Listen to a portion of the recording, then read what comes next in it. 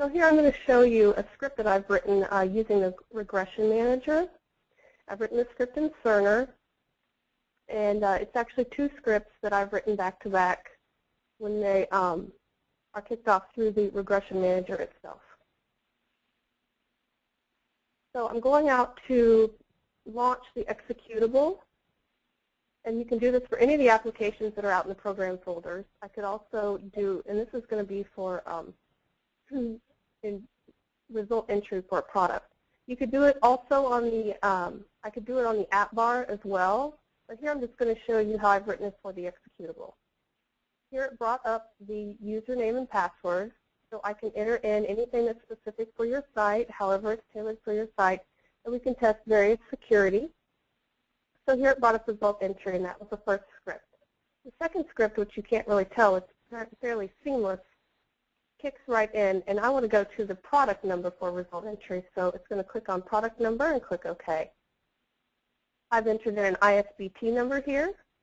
It's entering that in. It enters it fairly quickly, and you can emulate barcode scanning in this as well, which is the first product.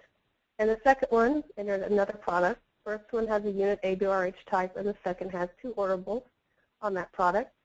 Here it's entering in the results for the DTAs and the appropriate result.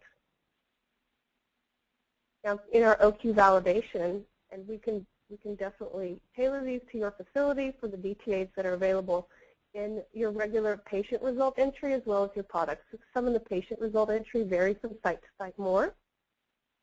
But here you can see this is a straightforward result entry. In our OQ validation, we do put in various results that give error messages and exceptions and things that obviously don't make sense. So we are stress testing the system in worst case scenarios on your system and capture screenshots as we need to for your OQ validation proof.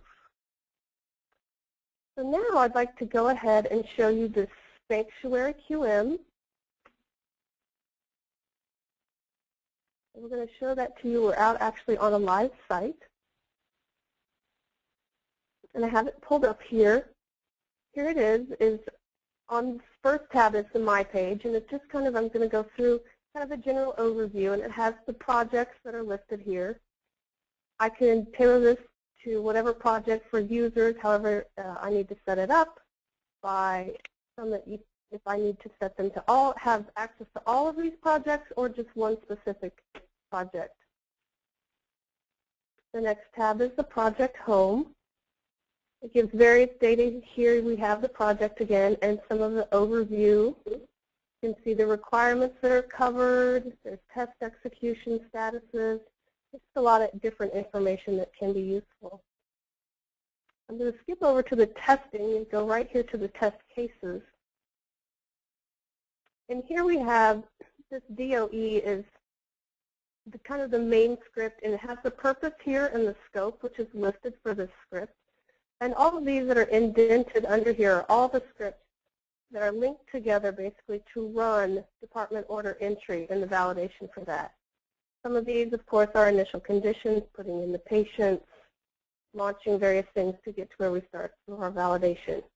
You can minimize and expand this and see the various scripts that we do have out here. Here's the execution status. Passed or failed. When it was executed, the author, if it's active. So there's various pieces there that are valuable. If I expand this again and I go to the fifth one for department order entry here, the ones above are more of initial conditions.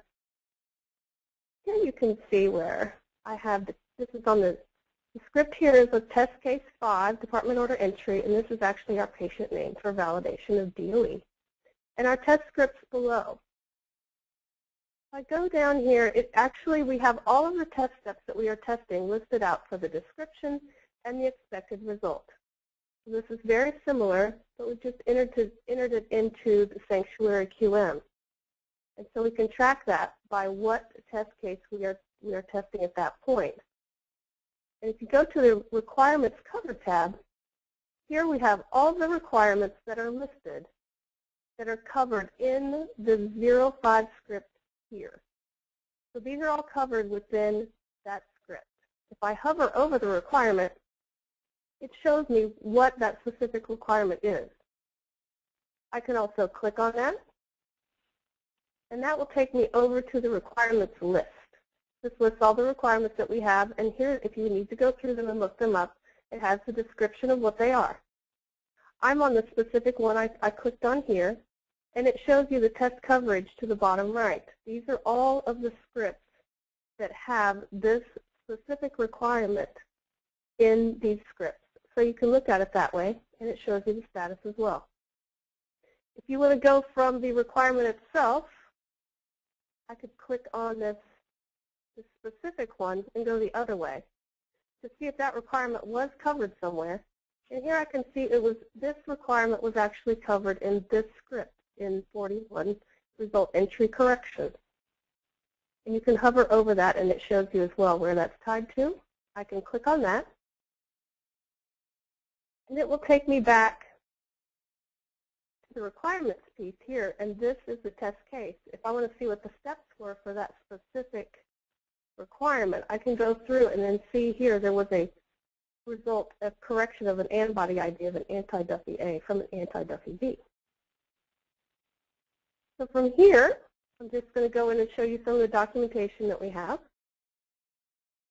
This is all the documentation we upload to this, and this is on a web server. So if you're in your hospital on any PC that has access to the web, you can access any of these documents at any time if you have access to this.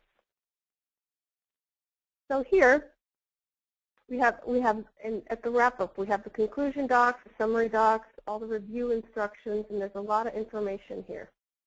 But if you had an inspector come in, this is where you would want to go. This is where all the documentation is kept.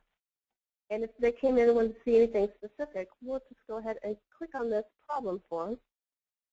And I'm going to open it up in Word. So everything's kind of right at your fingertips. So here is the problem form. It looks very similar to what we've always had if you've used us before. It just lists out what the function is, what we're doing, emergency dispense, the plan, the test case. This is number 18 here, and the test case, they are numbered as well. And here's the screen capture. This is for this script. This is our naming convention, and 26. So if I want to go look